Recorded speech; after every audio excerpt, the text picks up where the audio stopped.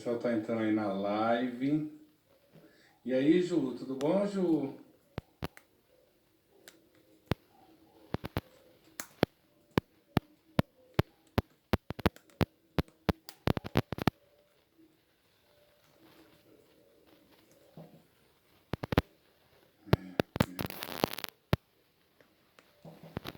Oi, Ju, tudo bem? O pessoal tá entrando aí, um pouquinho pra começar o pessoal a entrar. Eu tô bem, filha.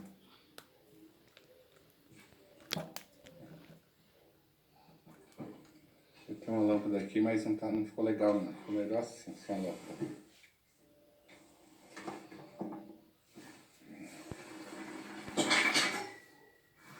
Pronto, ficou melhor assim.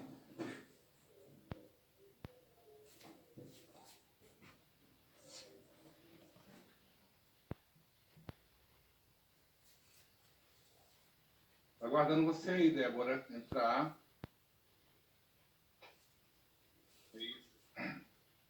Boa noite.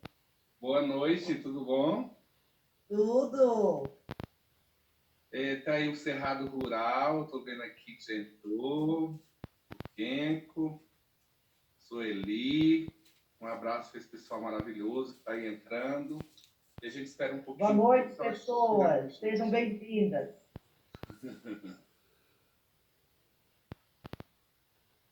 Ju, eu sei, eu lembro de você. A Ju é do Senar. Estamos aqui nos organizando, Ju, tentando se adaptar às questões virtuais, porque a gente sabe que a gente nunca ligou muito para isso, né? De fazer só o necessário e agora são novos tempos. Temos que nos adequar, né?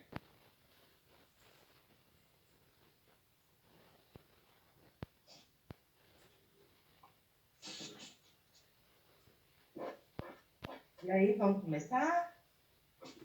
Vamos começando, falando, e aí o pessoal vai entrando, né? E vai vendo e vai se interessando pelo assunto, né? Para quem está aí na live, hoje essa live ela vem falar de um assunto assim, muito importante, tanto para nós que é artesão, como também para os escritores, né? Qual é a importância, né, do artesanato na literatura, né? Como isso é visto dentro da literatura. E para falar sobre isso, né, eu convidei a nossa convidada aí, a Débora Carvalho, que é escritora e autora. Né? Eu sou só autor, mas ela é escritora e autora. E ela veio para falar um pouco disso para nós e também para falar do livro dela, que tem tudo a ver, né, que é um livro que fala várias coisas. Ela vai falar muito melhor, né, do livro dela. Mas, enfim, convidei ela para falar, né, e a gente tem algumas perguntas também, se vocês tiverem perguntas, vocês estão fazendo, e ela vai respondendo, porque no caso é ela que é a convidada, né, e vocês fazem as perguntas para ela. Eu acho isso muito interessante para que as pessoas entendam, né, essa relação, como isso acontece. Né? Então, a bola está com você aí, Débora. Eu vou perguntar para você e você vai respondendo, mas se apresente para o seu público, fale aí o seu Instagram, tá entendendo? Olá, pessoal, boa noite. Eu sou a Débora Carvalho, filha de Valdemar Cardoso Carvalho e Teodorica Souza Carvalho. Sou brasiliense e moro aqui em Novo Gama também, onde o João mora. E eu e o João de Fibra somos amigos há 20 anos.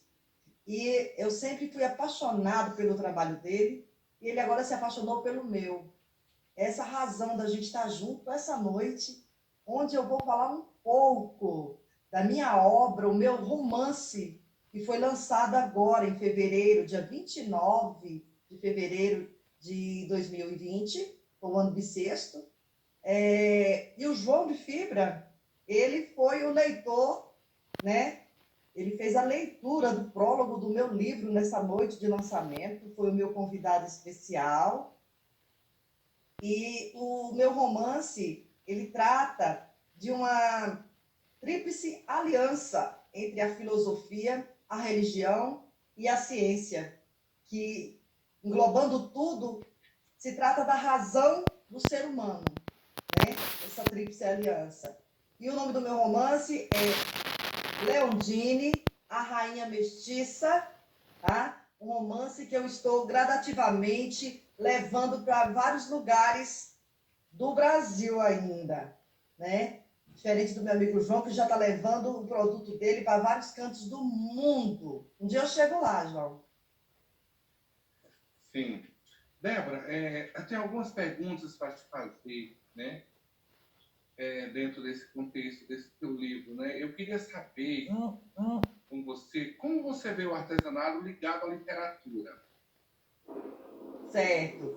Bem, João, eu vejo da seguinte forma. Eu uso a minha arte escrevendo, né? Você já tem a sua arte diferente da minha. Você escreve, mas de maneira diferente. Você escreve com as mãos. Você expõe todos os sentimentos que você tem de dentro para fora com suas mãos, né? E eu já exponho os meus sentimentos escrevendo. E esse é o elo que existe entre a literatura e o artesanato, que se engloba na cultura. Muito bom. Como originou a ideia de ser uma escritora? Bem, João, isso aconteceu quando um dia eu observava que eu já estava passando dos limites de tanto que eu gostava de ler. Eu lia tanto, tanto, tanto, que aí eu parei para pensar, gente, como é interessante as literaturas, as leituras que eu faço. Por essa razão, eu acho que eu vou criar um livro também. E eu tinha uma escolha, uma ideia de só querer livros românticos, que eu achava muito interessante, livros místicos, como Zíbia Gasparetto, Paulo Coelho. Eu admiro muito esses escritores. E eu embasei o meu livro dentro da ideia deles. Assim surgiu a minha ideia de ser uma escritora. Sim. Um abraço aí para a Alda, que entrou agora, para Nilva Rodrigues, lá de Lagoa do Baúzinho. A Alda é de Goiânia, mas a Nilva é lá de Lagoa do Baúzinho. São alunas minhas. A Nilva é minha aluna, a Alda é minha colega. Oi, Nilva, boa noite. Seja bem-vinda. Pois é. Aí, assim, outra pergunta também que é bem interessante. Como você fez para seguir passo a passo de como escrever um livro? Quando eu faço essa pergunta, pessoal aí da live, é justamente porque eu tenho vontade de escrever, mas eu não sei escrever. Então é bom a gente pegar e ouvir a Débora falar como esse processo acontece dentro da gente. Verdade, a gente tem que ter um processo mesmo. Primeiro, como eu falei para você, eu gostava muito de ler, isso é importante. Para ser um escritor, você tem que ler muito, vários gêneros, para que você possa entender a ideia de cada texto, né, de cada contexto. Eu fiz uma entrevista também com vários leitores. Eu procurei várias pessoas que liam muito, eu observava e chegava neles e falava assim: vem cá, se você fosse ler um livro interessante, o que mais que você gostaria que tivesse nesse livro? Aí uns falavam assim: ai, Débora, eu gosto de sexo. Outros falavam assim: ai, Débora, eu gosto de comida.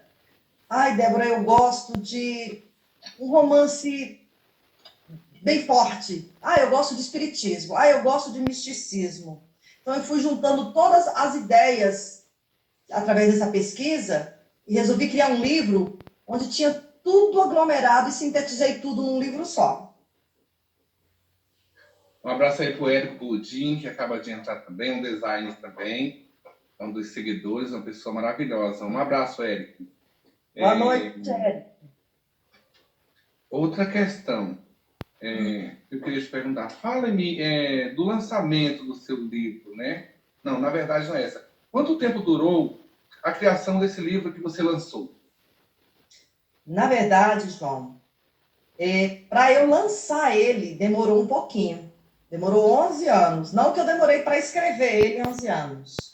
Sim. Mas foi porque eu comecei ele em 2009, terminei ele em 2011 e fiquei sempre corrigindo ele assim que eu podia. E eu fui atrás de patrocinadores, porque eu não tinha dinheiro para lançar um livro. Para lançar um livro é muito caro para nós, né, que somos funcionários, servidores públicos, autônomos. Então, eu fui procurar ajuda no Ministério da Agricultura, entrei em vários programas da Petrobras, pedi ajuda para os governantes locais e não consegui êxito de ninguém durante esse tempo todo. E ficava eufórica, meu Deus, eu queria tanto que as pessoas lessem o que eu escrevi, eu queria tanto lançar esse livro. Aí eu conversei com meu esposo, ele falou assim, Débora, vamos fazer o seguinte, para de ficar correndo atrás de coisas que a gente não vai conseguir. Vamos fazer assim, vamos juntar dinheiro. Então eu fui juntando dinheiro devagarinho, devagarinho, e o tempo foi passando. Aí eu comecei a fazer pesquisas e encontrei uma editora maravilhosa que falou, não, Débora, eu vou lançar o seu livro por um valor X, um valor até bom, mínimo.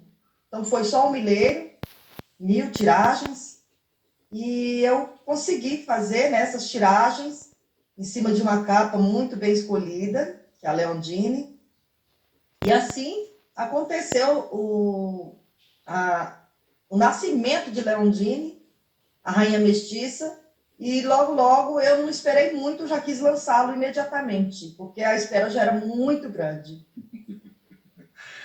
O filho tem o tempo de nascer, né, Débora? Exatamente. Esse filho foi demorado. Por que escolher a literatura romântica? Uhum. Eu escolhi porque as pessoas, elas gostam muito de romancismo. Não aquele romance bobo, de revistas pequenas, mas um romance forte. Por isso que quando eu falo assim, filosofia, religião e ciência, quando fala em romance, torna-se um romance muito forte.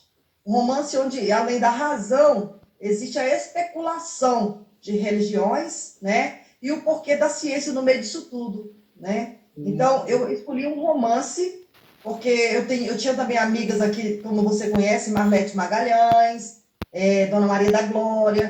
A Marlete, ela é uma poetisa, a Glória é uma cronista, e eu falei, eu vou agora entrar nesse ramo, mas como romancista. Então, eu só vou escrever romances, tá? Combina muito comigo e do meu jeito de ser. E eu sei que as pessoas gostam de um romance. Nossa, que maravilha, Débora. É o seu primeiro livro. Está pensando em lançar outro livro? João, eu já estou no processo do segundo livro. Oh, E que ele já bem. está muito bem, já está no meio. Olha, já estou indo muito bem. Estou no processo do segundo. E eu faço planos que eu não vou demorar tanto para lançar um novo livro, viu? Pode se preparar que já está no forno. Nossa, que beleza, que coisa boa. No dias de hoje, com a tecnologia, você acha que as pessoas têm interesse por livros impressos? Olha, eu acho. Antes, deixa eu até só responder aqui para a Gleiciane Martins, né? Sim, Que ela sim, está sim. que ela tá achando que quando a gente corre atrás dos nossos sonhos, é verdade, Gleiciane, quando a gente corre atrás dos nossos sonhos, tudo fica diferente. E eu corri atrás dos meus sonhos e realizei. Tudo é possível, tá? E voltando à sua pergunta, João, você Sim. fala se hoje as pessoas têm interesse por livros impressos, né? Tem sim, João. Muitas pessoas, bons leitores, eles gostam de ter o livro impresso, aquele da mão, aquele de cabeceira, aquele que está autografado pelo autor, que você sabe quem é o autor. Aquele livro que você bota na sua cabeceira, que você vai ler sempre. Quando você bem quiser, você abre, você lê, você marca com um marca-texto e você guarda para sempre. Um dia você tira lá daquele local e você sabe que é seu. É um livro seu, você pode carregar para onde você quiser. O interesse é grande. Eu mesmo gosto muito de ter alguns livros na cabeceira, né? De vez em quando dar uma folheada, ler. E a gente não consegue ler tudo assim. Há um tempo atrás, quando eu era mais jovem, né? Quanto mais grosso o livro, melhor para mim. Eu achava ótimo ler. Então, eu pegava a Bíblia, para você ter noção, a Bíblia eu já li ela 3 vezes, né? Ainda pretendo ler uma vez antes de partir desse mundo. Né? Eu acho que é muito interessante a gente ter isso como uma válvula de escape também para esse estresse do dia a dia, né? Às vezes você está estressado, chega em casa e dá uma lida ali, lê 2 páginas, 3 páginas, né? Isso eu acho que vale muito, né? Para que a gente se sinta um pouco melhor, né? Como você domina o interesse por livros em e-books? Ah, ótima pergunta. Opa, peraí, Marlene de Uruana. Olá, Marlene, minha cunhada, um beijo para você, seja bem-vinda aqui na nossa live, tá? João, os e-books, olha só, quando eu falei do livro impresso e dos e-books, foi um casamento interessante, uma boa pergunta que você me fez, uma atrás da outra. Sim. Vou voltar à sua pergunta anterior e vou juntar ela com essa posterior. Veja bem, Ótimo, ótimo. os e-books é interessante também, você leva para qualquer lugar. Onde? No bolso, né? Através dos celulares, dos iPhones, então, dos notebooks. Mas presta bem atenção. Não vou me desfazer dos e-books, eles são maravilhosos. Mas olha a diferença do e-book para o livro impresso. Sim. O e-book, se você estiver dentro de um metrô, de um ônibus, lendo o seu livro num tablet, no celular, e entrar um ladrão, ele vai levar o seu celular e o seu livro vai junto, não é verdade? Nossa, verdade. E se você estiver com um livro, vamos supor, você está lendo Leondine, é possível que o ladrão também vai tomar ele de você, porque é um romance da Débora, né? Mas a maioria dessas pessoas que roubam, eles não têm cultura e nem interesse por leitura, eles não vão roubar o livro de você. Suponhamos que você esteja numa banheira lendo no seu celular e ele cai dentro da banheira. Você não tem mais como recuperar. Mas o livro você pode secar com um secador, certo? Sim. E o livro você pode sentir o cheiro dele. Você pode ter o autógrafo do seu amigo que fez para você. Você pode guardar com você para sempre. E quando você menos quiser, você pode olhar, ler, sentir, tocar. Tá? Não me desfazendo dos e-books, mas há uma grande diferença. E se a luz acabar, você vai ficar sem leitura, certo? Você depende da internet para poder ter acesso aos e-books. E com o livro impresso, não, você tem ele o tempo todo do seu lado. Há uma grande diferença, sim. Nossa, que bom, né? Um abraço aí para Marlene Silva, Silveira. Uma outra questão também que eu queria saber com você, de onde surgiu o tema Leondine, a rainha mestiça? Conta um pouquinho dessa história. Como a gente tem tempo, você pode avançar, assim, avançar não, você pode contar mais detalhadamente essa história que eu já ouvi ela várias vezes, achei interessante, mas nós precisa de ter um conhecimento mais extenso sobre isso. Então, a gente tem tempo, pode falar à vontade aí. Após a sua. Opa, vou falar mesmo. E olha que eu falo demais. Todo escritor fala muito, tá? Opa, deixa eu mandar um beijo para a Vânia Holanda, para Rejane Alves, Rani Velasquez, Júlio César, Dora e Cida Carvalho. Um beijo, aí, Cida. Bem, gente, Leondine, esse nome surgiu de uma grande mulher que eu tive o prazer de conhecer há anos atrás, a minha avó. Mas ela se chamava Leondina Celestina. E para inglesar, eu quis botar Leondine Celestine, é o nome da minha personagem. E Leondine, ela surgiu da seguinte forma. Eu criei a história sintetizando, não posso falar muito, porque você tem que ler ainda, viu, pessoal? Que tá aí, o João já leu. E quem não leu ainda vai ter esse interesse, tá? Conta a história de uma moça linda, esguia, morena, mestiça, de cabelos bem compridos, filha adotiva de um casal, ou seja, ela é filha de uma família bem abastada. E a Leondine, ela se apaixona pelo professor dela de filosofia, que é o Elias, e esse amor é um amor um pouco inconstante, até que Elias adoece e ela se preocupa muito com isso. Depois, Leondine, ela sente sempre alguns sintomas dentro de casa, ela sempre tem problemas de dores de cabeça. Um dia ela é pega por um aneurisma cerebral.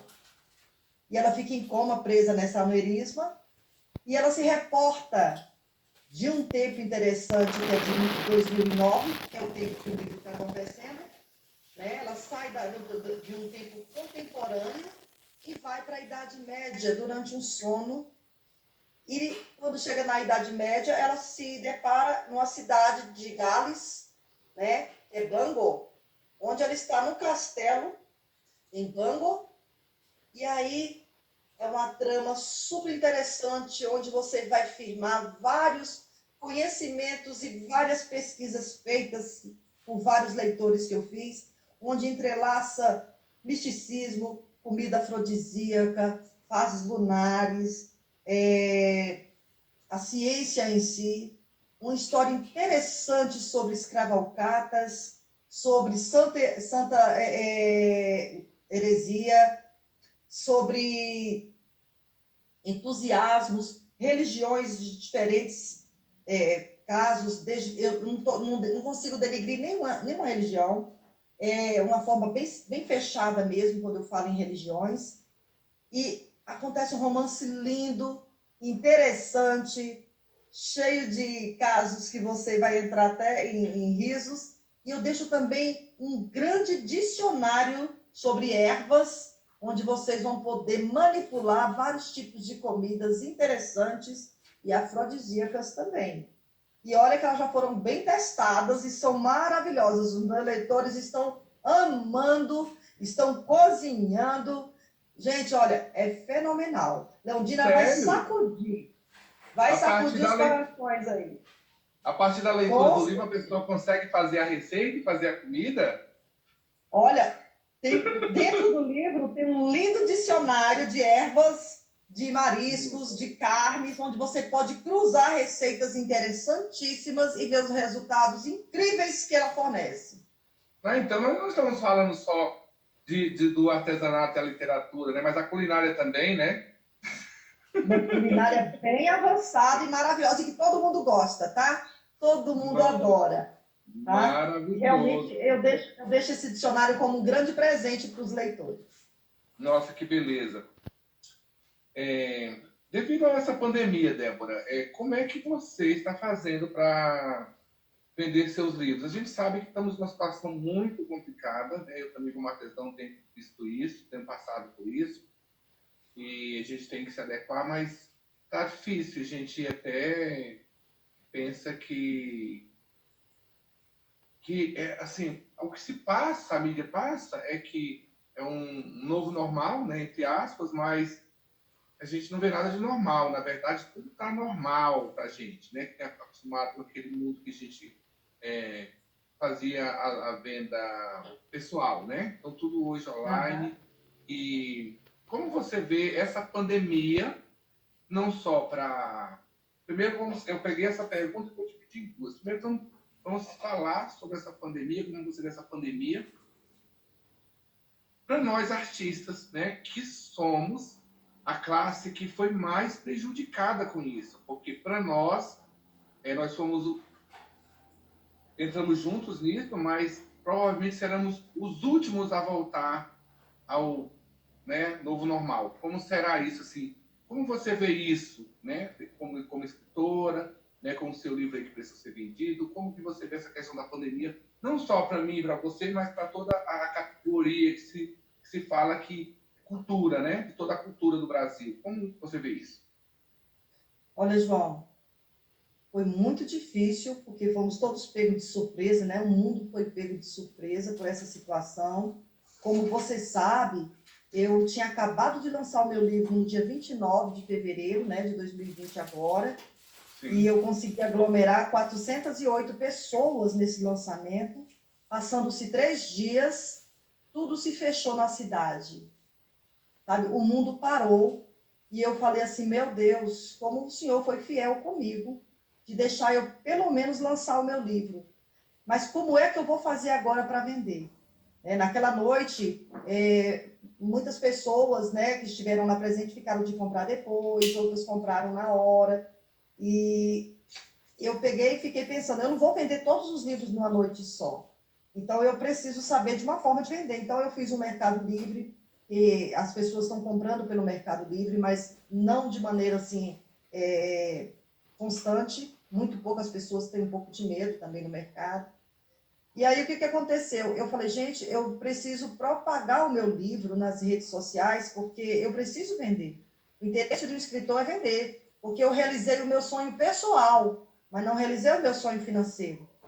E a vida de um escritor é igual de um artesão. A gente vive da arte que a gente faz, né? A gente quer que as pessoas tenham acesso ao que nós criamos com amor, com carinho. E a gente quer que as pessoas lembrem-se da gente quando ela toca naquilo que a gente criou e elas imaginam o estado de natureza que a gente estava enquanto fazíamos o nosso trabalho. Então, o que eu pensei? Eu vou colocar nas redes sociais e eu coloco, às vezes as pessoas entram em contato, Débora, olha, eu vou querer o seu livro. Às vezes, quando eu saio de casa, as pessoas me ligam, ou vem na minha casa. E hoje é difícil para a gente sair, eu vou, mas do lado de fora, eu chamo as pessoas e eu autografo do lado de fora, na rua mesmo, meu livro, né? E aí, o que eu fiz também? Eu me inscrevi no Memorial TJDF, onde vários escritores e pintores se inscrevem, né, para fazer também lançamentos. Então, eu, incrédula, né, porque as coisas para a gente é muito difícil, eu me inscrevi no TJDF e no meio de 300 inscritos, eu fiquei em primeiro lugar como escritora revelação de 2020. Eu quase morri de susto.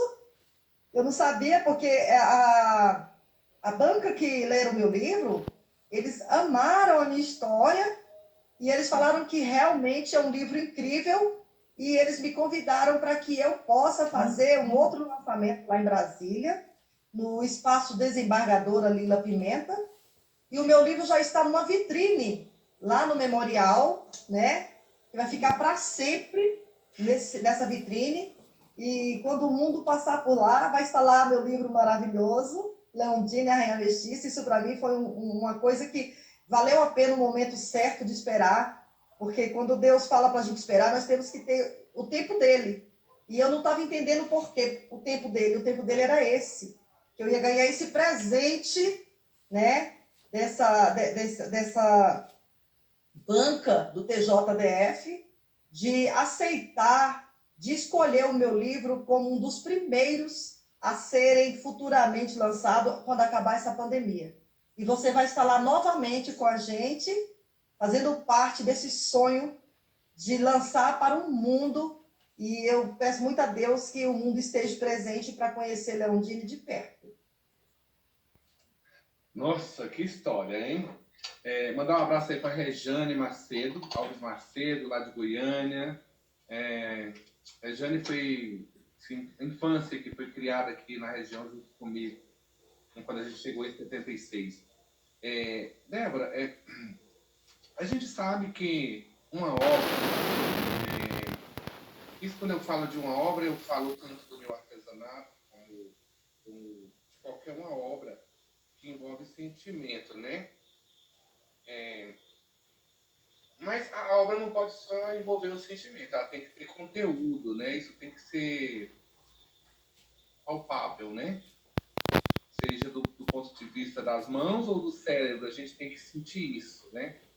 E quando a gente faz essa obra que a gente cria, a gente tem muitas coisas. Eu, por exemplo, tenho essa mandala que está aqui atrás de mim, por exemplo, que eu fiz, não está aparecendo toda, mas ela tem ela fala, né, abrange vários conteúdos, mas um dos que ela abrangeu foi a questão da pandemia, porque ela foi feita desse processo de pandemia, em que eu comecei a criar essas coisas, mas muito preocupado com a pandemia. Então, ela chama-se A Curva, essa mandala, porque o desenho que tem nela vai se elevando até formar uma linda borboleta, mas ela é chamada de curva, essa obra.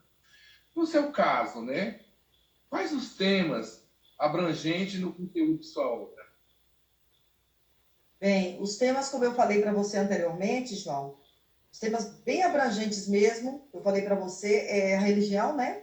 A filosofia e a ciência, e elas se ramificam, né? Com as fases lunares, muito interessante dentro do meu livro. Elas se ramificam com a parte da cultura escravocrata e também com as comidas afrodisíacas, como eu falei para você, e num todo se ramifica com um legado de contextos que para muita gente hoje é chamado de as pessoas têm o costume de achar que não deixa de ser algo desapropriado, não é muito legal para ser lido. Então eu pensei, gente, olha, vamos quebrar esse procedimento de pensar que alguma coisa não pode ser lida, é proibida de se ler. Então eu falei, não, vamos fazer o seguinte, eu vou colocar assim. Eu sou corajosa, vou colocar de uma maneira bem abrangente, que vai valer da cultura intelectual de cada leitor. E cada leitor, quando ele olha um livro e ele inicia, e ele quer terminar, ele tem uma cultura intelectual para entender que tabus têm que ser preservados dentro da história e dos contextos. Sim. É como se fosse um nó. Os tabus é como se fosse um nó dentro de uma arte, né, do artesanato. Sempre tem que ter um nó, não tem? Não tem que ter sempre uma emenda? Então, alguns assuntos eles são dados como mitos, né, dentro da literatura, e é a mesma coisa como você precisa, às vezes, fazer um nó para dar continuidade na sua obra. E eu preciso, às vezes, utilizar o mito para dar continuidade, o mito, não os tabus, para dar continuidade na minha obra. Sim. Como você explica, Débora, a sua obra em duas épocas, né? As pessoas, hoje nós vivemos numa época, né, pegando, em que a gente se vê numa segunda época, né? Há pouco tempo atrás a gente vivia num mundo totalmente diferente de hoje, e hoje a gente está numa situação de pandemia e a gente temos que mudar nossos conceitos, temos que mudar tantas coisas, né? E a gente vê que na sua obra isso já fala disso, né? De uma pessoa viver em duas épocas, né? E a gente pensa que iremos voltar para a época que foi, mas que a gente nunca vai ser o mesmo, né? Então, assim, dentro do seu trabalho, como você explica isso? Realmente, João, é um subterfúgio para o momento, se realmente todos pudessem passar pela situação que Leondine passou dentro do livro, porque ela está num tempo, né, contemporâneo, né, nos dias de hoje, e ela vai para uma época medieval, depois ela volta de novo para o tempo contemporâneo. Seria bom se a gente pudesse fazer isso agora, né? Dar uma fugidinha, depois voltar de novo, ver se as coisas melhoraram. Isso é muito bom. E olha que quando ela volta, as coisas já estão bem melhores, né? Realmente, eu acho que é o momento que as pessoas precisam fazer essa viagem também nessa pandemia dentro do romance Leondine. Porque ela começa, né, no ano de 2009 e após ela entrar em coma, ela se reporta para o ano de 1300, né, em Bangu, cidade de Galho, onde ela vive um lindo romance, um amor maravilhoso, e depois ela se reporta novamente ao ano de 2009, onde as coisas já estão bem arrumadas e resolvidas.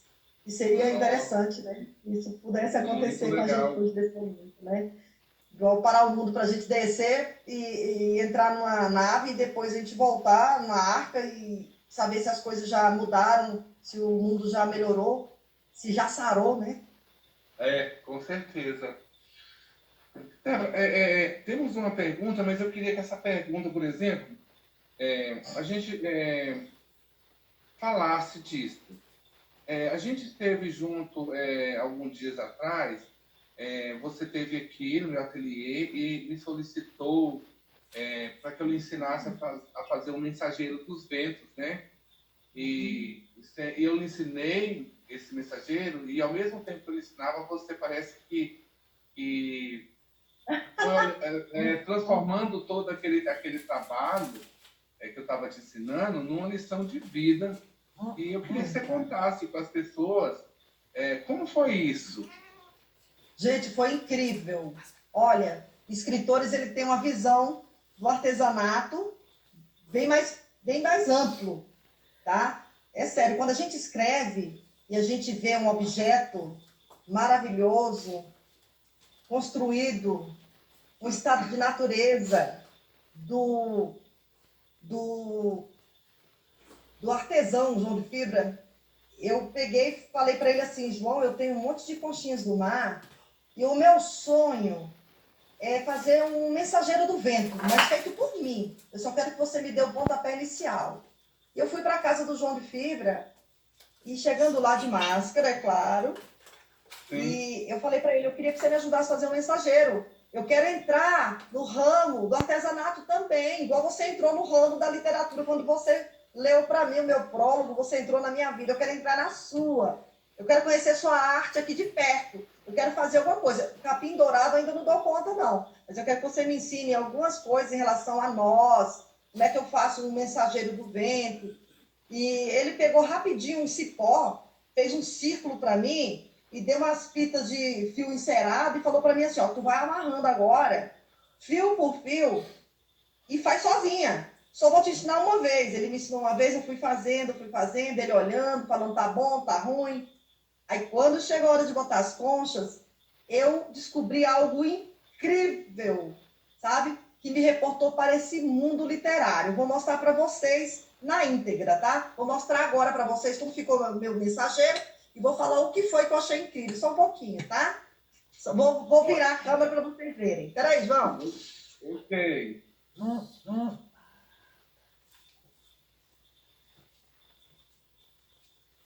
Olha só o mensageiro do vento. Vamos subir aqui para o pessoal ver mais em cima. Olha o que eu criei sozinha com a ajuda do João de Fibra. Olha só, gente, que coisa linda.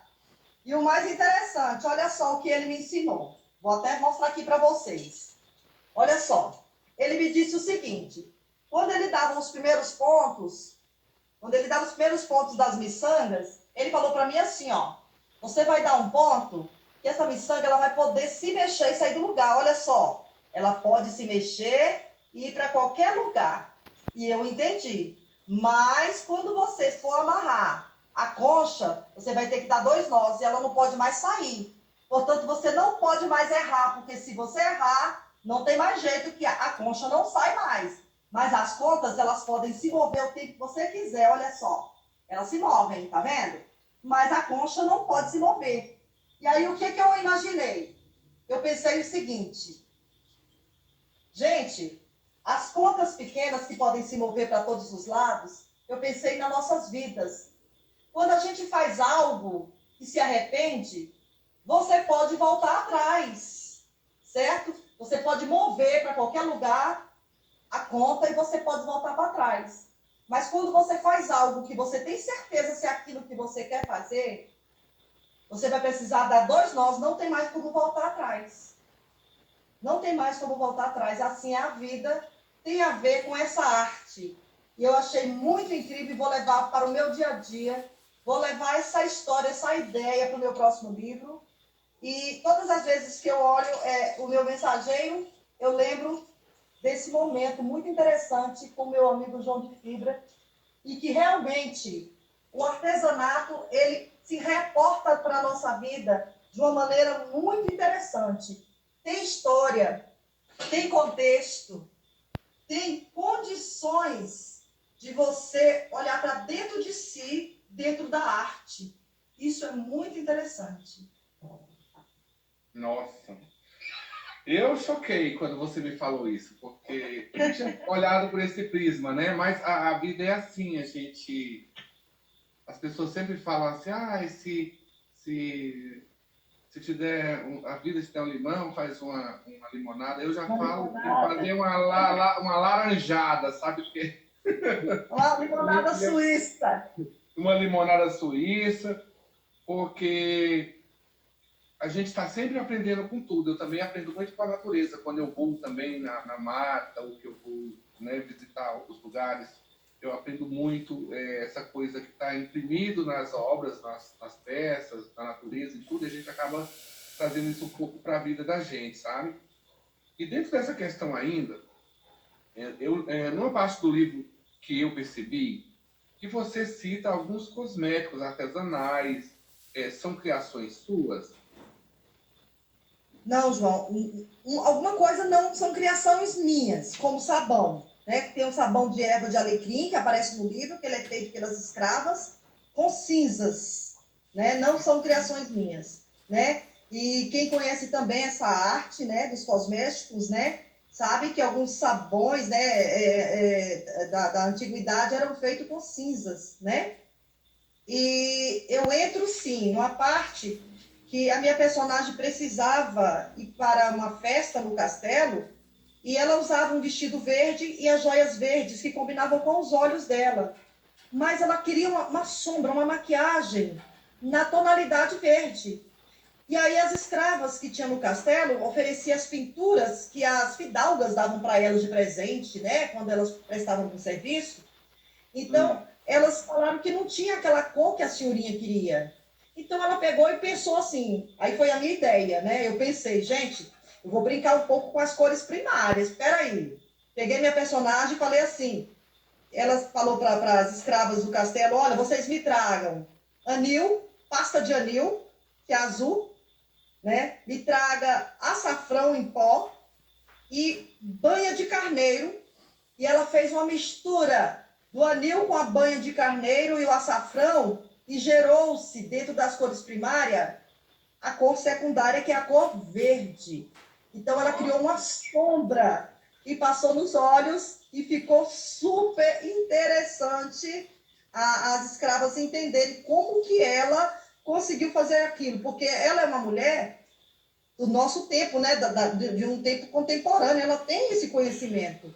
E as escravas ficaram assim interessadas no que estava acontecendo e sem entender como que aquela mulher conseguiu aquela ideia fora do normal de transformar a mágica, de juntar duas cores e criar uma outra, para elas aquilo era mágica, né?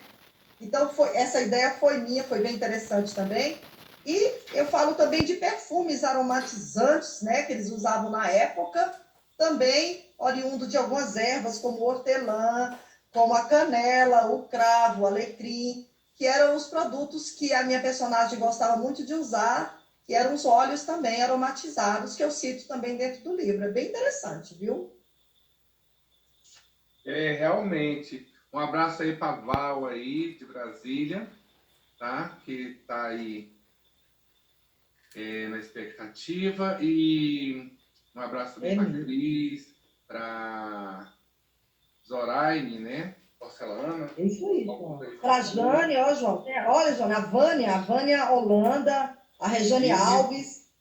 Olha aqui o Rani Velasquez, Júlio César, Dora, Cida Carvalho, a Ângelo, Raimundo, Isley, Milena, Zoraine, a Cris e a Marlene. Oi, gente, que bom. Bem-vindo à nossa live. Tá entrando aí a Rosa. Um abraço, Rosa. Seja bem-vinda à nossa live. Oi, Rosa. Beijo. Nessa última questão que você respondeu, eu achei muito interessante isso. Até porque, às vezes, eu me sinto um pouco místico, né? Eu acho que só em a gente trabalhar com elementos da natureza, né, a gente já é místico em si, né? A gente já tem uma misticidade, já tem um respeito pelos elementos da natureza. E eu convivi muito com pessoas que eram raizeiros, pessoas que faziam sabões, né, com gordura de porco, com banha disso, banha daquilo, e até de cinza, isso que eu estava falando para minha cunhada, que queria fazer um sabão de cinza, estava juntando cinza, não fazer um sabão de cinza. Porque, na verdade, fala de sabão de cinza, mas a gente faz um processo com a cinza que tira a adequada, que chama, que seria a soda cáustica de hoje, das cinzas, né? Para fazer o sabor. E eu achei isso muito interessante. Coisa que o pessoal de hoje não tem muito esse conhecimento, porque hoje tudo vem pronto, né? Então, assim, de uma certa forma, eu acho que a gente também não deve deixar perder isso. Isso você deixa bem claro no seu livro, e as pessoas que lerem talvez vai ter a curiosidade de saber, né, como fazer isso, né? Então, ainda existe pessoas ainda que trabalham com esse sentido de extrativismo das coisas e a produção também, né? Isso é muito legal, né?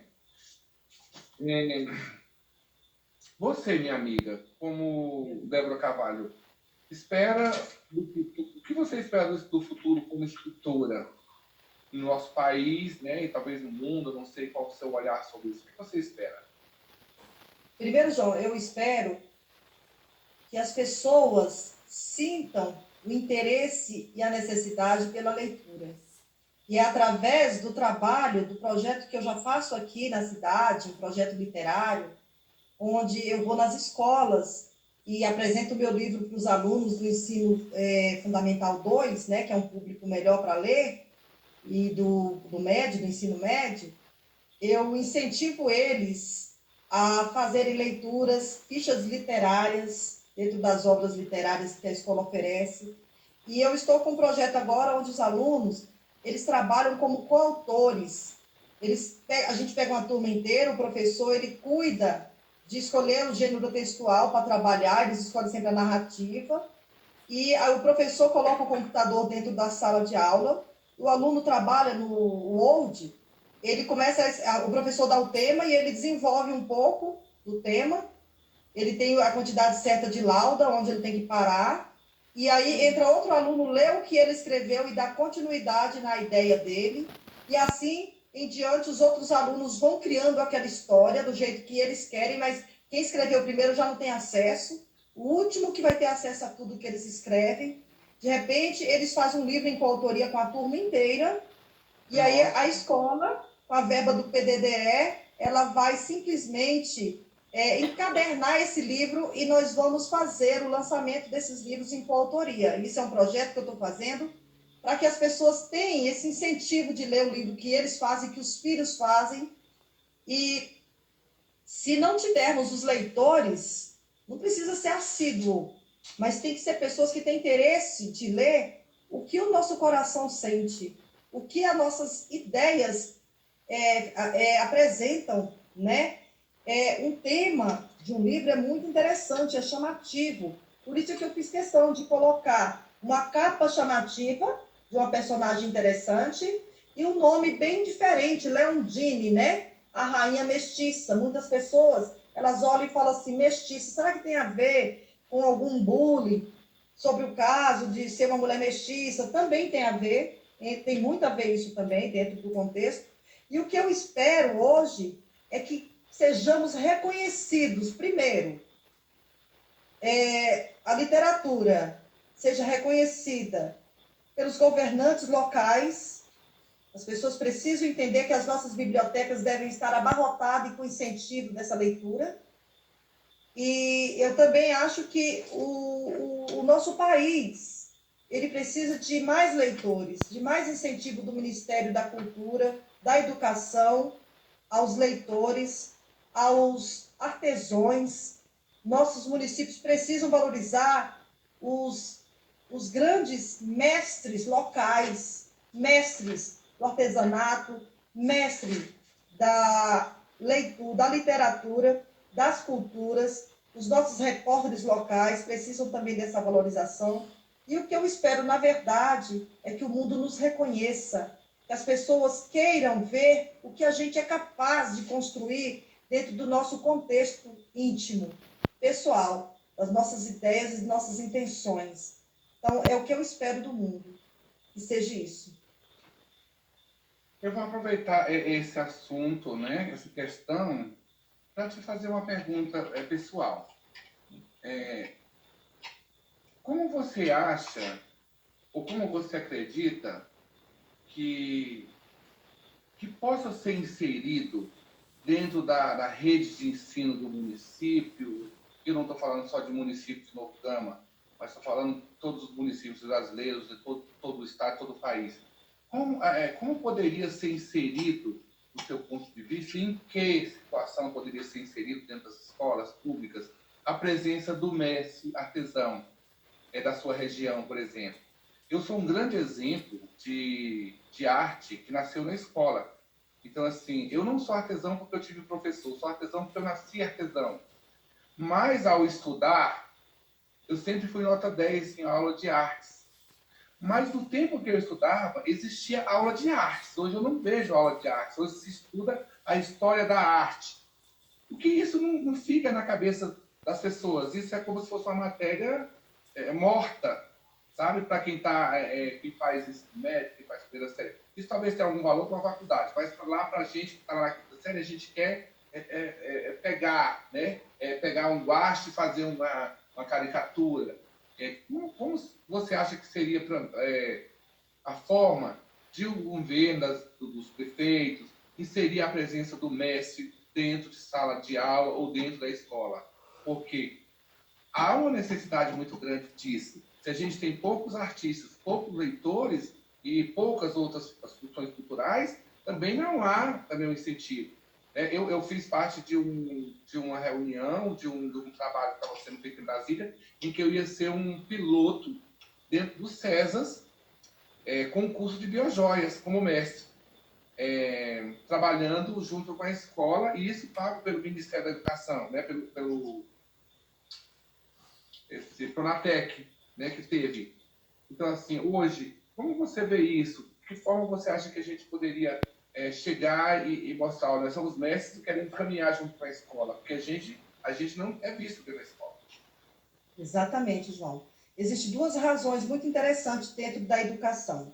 Eu, como trabalho na educação há 20 anos, eu conheço duas formas interessantes de acoplar, né, o artesanato e a literatura dentro, ou outras artes dentro, né, da escola. Primeiro, existe uma matriz curricular dentro da escola, certo? Sim. Dentro dessa matriz tem a base comum, que são todas as disciplinas que o aluno deve estudar. Mas bem abaixo, a escola ela pode escolher um tópico a mais dentro daquela disciplina. Ela pode escolher um tópico, que seria o trabalho de artesanato dentro da escola, seria o trabalho de coautoria, de literatura, seria o trabalho de artes plásticas. Poderia escolher. Como que a escola vai integrar um professor como um contrato dentro da escola? Porque, às vezes, o professor de arte ele não tem esse domínio, né? Esse domínio manual, ele só tem o domínio teórico. Como que a escola pode trazer um artesão, um João de fibra para dentro da escola, para que ele possa mostrar a arte dele para os nossos alunos conhecer como que funciona a mudança do capim em arte? Então, existe uma outra coisa interessante, João. As escolas, elas recebem verbas do governo, muito conhecido como PDDE, que é o Programa do Dinheiro, né, na escola, né? Esse PDDE, ele tem uma reserva que pode ser feita para pagar artistas para trazer música para dentro da escola, arte para dentro da escola, certo? E é possível sim, mas precisa do interesse da Secretaria de Educação em dar esse suporte para a escola. E tem que ter também uma dupla gestora ou um gestor que ele tenha que ter cultura e entendimento que se os alunos dele trabalharem arte dentro da escola, cultura dentro da escola, eles vão crescer como cidadãos de consciência plena para poder enfrentar o futuro que nos espera hoje e, de certa forma, com essa tecnologia fria, tira essa sensibilidade que nós temos, que é o amor e o carinho pelo que fazemos dentro da cultura da arte. Tem, sim, possibilidades, mas temos que ter essa conscientização dos diretores da escola de utilizar essa verba pública que chega, que ela é dividida em capital e em custeio. Ela tem como dividir essa verba e dentro dela ela tem como acoplar a cultura dentro da escola dela. Hoje, muitas escolas já fazem isso, mas eles colocam xadrez para trabalhar mais a memória do aluno, né? Mas se eles colocassem, por exemplo, o trabalho que você faz com fibras dentro da escola, o aluno, trabalhando aquele ponto, passo a passo, ele está desenvolvendo o cérebro dele também. Sim, com Certo? certeza. Muito interessante. E eu acho que nós podemos também colocar essa ideia dentro da nossa Secretaria de Educação, dentro dos trabalhos dos nossos diretores, porque realmente é uma forma que tem de fazer com que o aluno dele se desenvolva. Ainda mais hoje, dentro dessa tecnologia, eles precisam muito desse desenvolvimento cerebral, que a gente chama de cognição com proeficiência. Essa é a palavra hoje chave. Nossa, que bom. Respondeu bem isso. É porque por exemplo, aqui na cidade, por exemplo, eu tenho essa vontade de fazer um trabalho nas escolas, mas ninguém vive de sorriso, né, Débora? Então, assim, É eu acho verdade. que a escola, o município, não falando mal, né, do meu município, mas o município, isso quando eu falo em município, eu falo do Brasil inteiro. Eu acho que tem que despertar também esse interesse também em trazer esses mestres e entender que esses mestres têm uma vida, né? E que Verdade. isso tem custos, né? e a gente depara muito com essa nunca não tem dinheiro, não tem verba, não tem dinheiro. Não. Na verdade, então, pelo que eu entendi, dinheiro tem, falta interesse mesmo, né? Exatamente. E falta a gente começar a saber os nossos direitos e fazer eles ser válidos, que é isso que falta. Exatamente. Ô, João, peraí, deixa eu falar. O Carlos, obrigado, viu, por gostar da minha história, viu? Abraço. Mandar um abraço aí. Tem um monte de gente aí que entrou, que a gente não estava conversando. Verdade, a Joana Dark também, ó. A Silvana Gouveia, a Ana Rosa, Janine, a Alci, a Beth Paz, Nossa, Macaúba. Bete Paz É? é filha de Paz. Janete Costa. Filha de Janete Costa, é uma personalidade Olha que Recife. maravilha, gente. Um beijo, um abraço, Beth. E seja sempre bem-vindo em nossas lives, que essa não vai ser uma de muitas que vão chegar, não é, João? Com certeza, a gente tem muita surpresa aí. A gente tem uma próxima live, já aproveitando e falando isso, porque a gente tem uma próxima live que a gente vai fazer sorteio do livro Leondini, vamos fazer Verdade, sorteio a de uma próxima vai ter peça de sorteio. livro. Vamos fazer sorteio dentro da live, né? A gente não fez isso hoje porque é a primeira, a gente está se organizando. Mas a gente vai fazer outras lives, terão outros convidados, sempre discutindo esse tema artesanato, cultura, né? A gente pretende trazer também aí a questão do teatro para dentro, né? Artesanato, teatro. Então, assim, cada semana vai ser uma surpresa. A gente quer fazer isso todas as quintas, as nossas lives, e a gente vai fazendo esse trabalho com o público, tá, gente? Um abraço aí para Dorinha, tá? Carlos Valparaíso. Carlos é meu aluno de Valparaíso, meu discípulo de Valparaíso. Carlos Valparaíso é meu irmão, na verdade. Tem Carlos Ocidental, que é meu discípulo, trabalha também, né? O Adriano aí Guimarães, que entrou. Adriano é um cliente, né? Um seguidor. E a Laísa Jennifer, né? Abraço para esse povo aí. Laísa, exatamente. E um abraço aí para esse pessoal. E essa live, ela fala muito disso, né? A gente está comentando essa questão da literatura e isso abrange muitas coisas, porque isso envolve a educação, né? Envolve a questão de uma terapia até, porque quando se fala em artesanato, as pessoas até pensam assim, o artesanato tem que ser usado só como terapia. Não, o artesanato não é só terapia. Artesanato é um modo de viver, é um modo de contar uma história, assim como o livro também tem esse poder também, né? A gente consegue, lendo um livro, a gente consegue também, às vezes, mudar o rumo da nossa vida através de uma leitura, não é isso, Débora? Exatamente, João. Certíssimo. Débora, como é que as pessoas podem ter acesso ao seu livro, comprar o seu livro? Como está sendo feito isso? Bem, gente, primeiro, eu tenho o meu Instagram, eu tenho 2 Instagrams, João. Eu tenho o da Débora Carvalho, tá? O da Débora Carvalho. Pede para o Kenko colocar aí na tela. Eu vou pedir o Kenko, que é o meu coordenador, e ele vai escrever agora para vocês aí o meu Instagram, e eu vou falar, mas ele vai escrever para ficar salvo aí, tá? O Kenko. O pessoal vai eu vou falar, mas ele vai deixar aí, tá? O meu Instagram é o Débora, o 2900. E se vocês entrarem também no Instagram Leondine, a Rainha Mestiça, mas tem que ser Leondine com Y, tá? Leondine, a Rainha Mestiça, você vai cair direto no Instagram da Leondine, que também tem, tá? No Facebook também tá Leondine, a Rainha Mestiça. E no Mercado Livre o arroba na frente, né? O arroba na frente, né? Ô, gente, arroba Débora 2900. Exatamente. Sim, pede para quem colocar aí o arroba na frente, tá bom? Tá, o que vai colocar? Pode deixar. Ele vai, jazinho ele já está colocando aí, tá bom? Ele vai colocar todos os dados da Débora. E tem mais, João. Tem o Instagram, os 2 que ele vai colocar. O Facebook é Leondine, a Rainha Mestiça. O Mercado Livre também é Leondine, a Rainha Mestiça. O YouTube, Leondine, a Rainha Mestiça. E o meu telefone do WhatsApp para contato é 61 985 38 10 20. O rapaz, na hora que vocês verem o nome Kenko, vai estar todos esses dados aí na tela, tá bom, João? Tá, deixa eu só falar. Já tá aqui. Nossa live já está acabando, que eles estão me avisando aqui pela tela. Então a gente tem 8 segundos. Um abraço. Até a próxima, pessoal.